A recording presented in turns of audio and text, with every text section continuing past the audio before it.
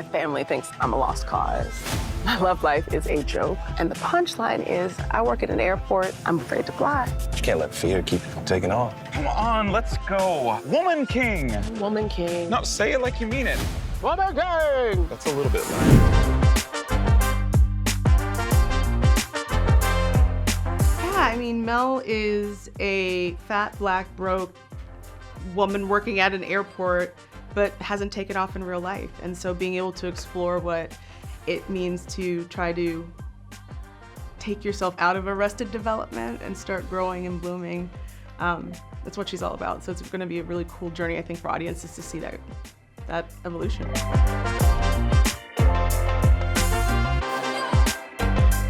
When Natasha showed me, her pilot, that was her setting because it was put the comic irony of a person who drives people to places but isn't really going anywhere herself and doesn't even dream that big to go that far. So we really are watching this woman go from spectator to participant in her own life, and we get to watch as she bumps into people and walls along the way.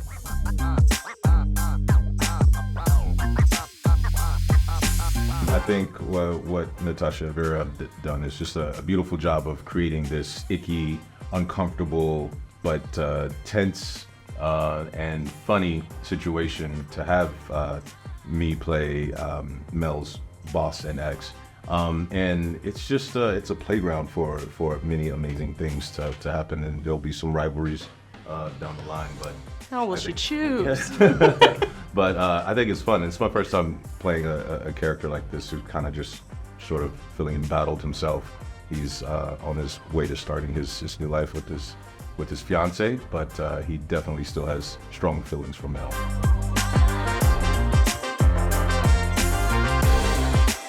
I feel like this show lives at the intersection of comedy, drama, vulnerability, and magic realism, and wanting to give the show the freedom to play with all the colors in the crayon box and not just be limited to sort of preconceived notions about what drama is or what comedy is, because life will have you crying one moment and then on the next breath you're cracking up and something great happens and something terrible happens. And so we like to see sort of Mel as sort of, she's captaining her ship in some choppy waters, and I think that's inherently sort of, there's fun in that. It's adventure, and I think that audiences are gonna feel connected to that and see why it's just funny.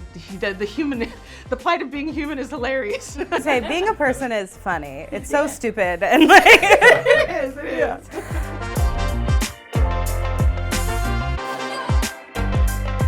Yeah, there is definitely some tough love, in as much as, Terrence has been around the world, quite literally, and Mel has not. And he sees in her what she can't quite see in herself. He believes in her when she doesn't believe in herself, and encourages her to flourish and explore and, test her own boundaries gently, and lovingly.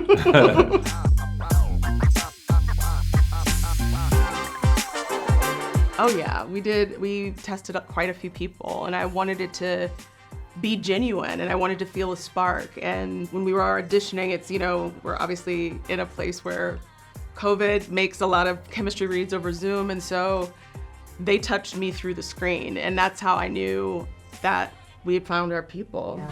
You could feel the chemistry through the screen. It was like, we looked at each other after the auditions, we were like, we found him. Yep, ding, ding, ding. Well, that's so key to the, both the humor and it feels very real, very lived in relationships, which is hard to do.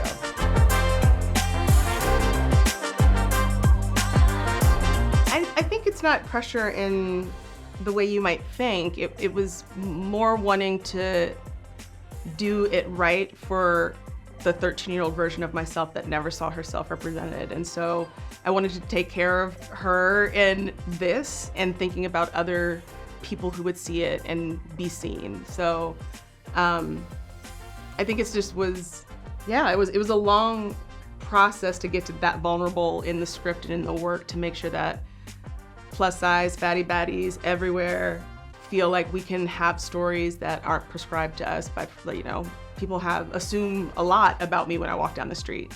So being able to sort of subvert expectations is just something I've always been drawn to, but it's a particular hallmark of the show.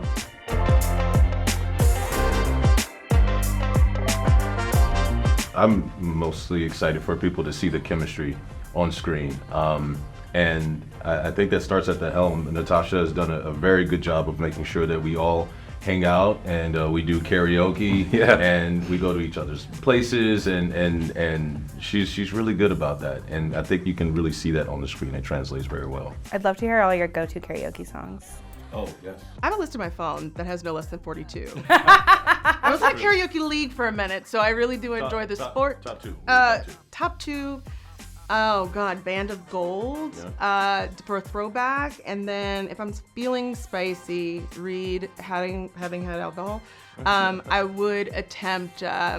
I'll do a little Sia. I did Sia. Yeah, she does. Yeah, and she's really good. That's why she always wants to do karaoke, because she knows she's good at it. And when you look like clowns, it's really a competition. It is just, I just enjoy it, and sometimes I feel like it's a small concert.